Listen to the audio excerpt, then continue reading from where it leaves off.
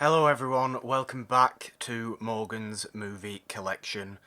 Let's talk about 1938's Bluebeards' Eighth Wife, a screwball comedy, one of the most pre-code feeling screwball comedies I think I've ever seen, which is quite strange given that it's a late 30s movie and not one of the earlier screwball comedies. You know, if we think screwball comedies started in 1934 with something like It Happened One Night, of course, well, we also get one of the stars from It Happened One Night in this movie, in Claudette Colbert, who seems to take what great work she obviously did in something like It Happened One Night and go really wacky with it in Bluebeard's Eighth Wife. She's opposite Gary Cooper, who I often forget how great he can be in comedic roles. I mean, I always think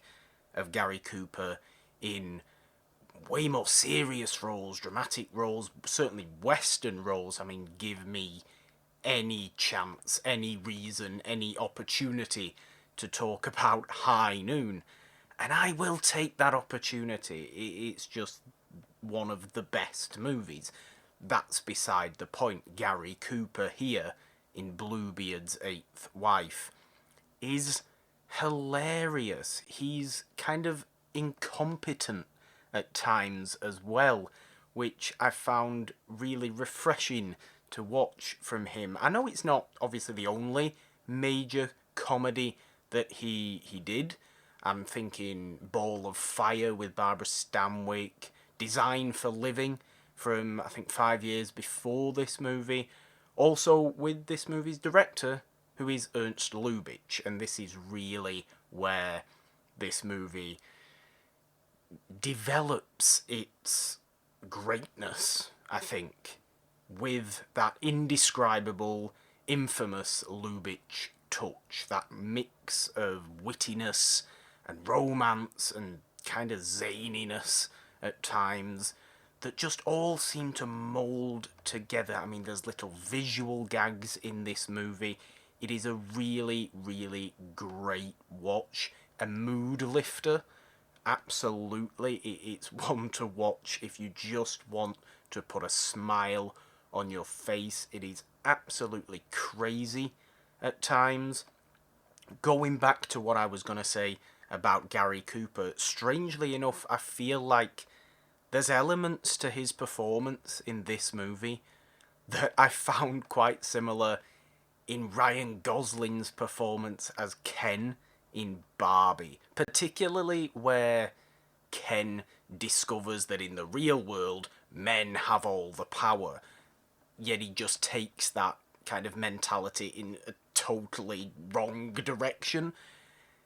There's a very similar scene, or at least a very similar performance in a scene that Gary Cooper gives in this movie, where he discovers reading The Taming of the Shrew, and because obviously he's playing against Claudette Colbert in this movie, typically in screwball comedies they are battle of the sexes type situations, and very much so here.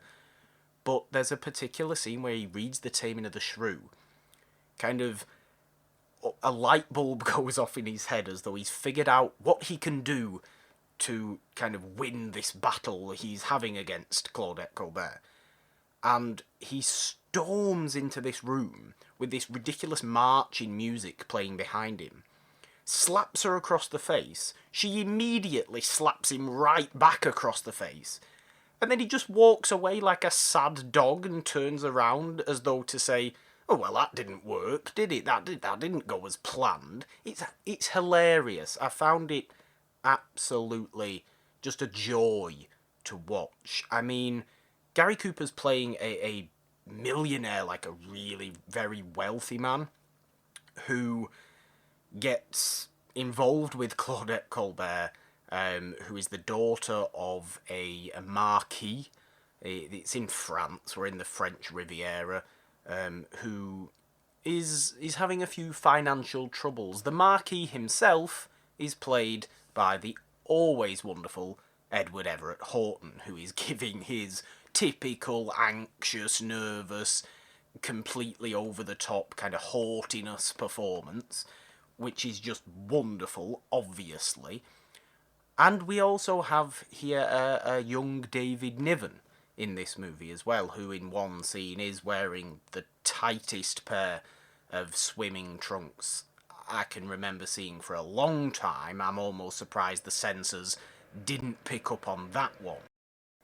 But in typical screwball comedy fashion, you have this kind of relationship that's based on weird manipulation, but with so much sexual frustration behind it as well. And that's what I mean when I say it's one of the more pre-code feeling screwball comedies that I can remember seeing, because there's so much innuendo in Bluebeard's Eighth Wife that it's always teetering and towing that line of censorship, of are we going a little bit too far here with what we're showing, what we're alluding to, what we are trying to depict. It's what makes, I think, Lubitsch movies so great, is he's always able to just toe that line so well. And he, of course, made his start, really, in movies back in Germany, making a lot of what ultimately were sex comedies in the silent era. So he's very, very good at this. And, you know, censors aren't going to stop a director like him, or a writer like Billy Wilder, who co-writes this movie. They're not going to stop these kind of people being able to bring that, or those illusions, into a movie like this, that feel very necessary, obviously, but just add to the humour of this movie and really add to the enjoyability of watching a movie like this. I can't state how strongly how strong of a smile this movie can put on your face. Screwball comedies are great at doing that, and this, you know, while it may not be one of the more heard of screwball comedies, His Girl Friday, you know, It Happened One Night, as we've talked about, Bringing Up Baby, Holiday, something like that, even a My Man Godfrey, I think it should be, because it seemed to me, even more so than all those movies, to be what I think the screwball comedy excels at the most, which is that real, ultimate sexual frustration with your characters, that they just don't really know what to do with each other. And not in graphic terms like that, but just in any given situation. And because we're dealing with just out there zany situations in a movie like this, the hilarity of the manipulation and the incompetence at time just shine through so much. It is really a wonderful, wonderful movie. You can find it on Blu-ray from Indicator, which comes with a really good bunch of features and a very, very informative booklet as well. It really is great. I can't speak highly enough of this movie.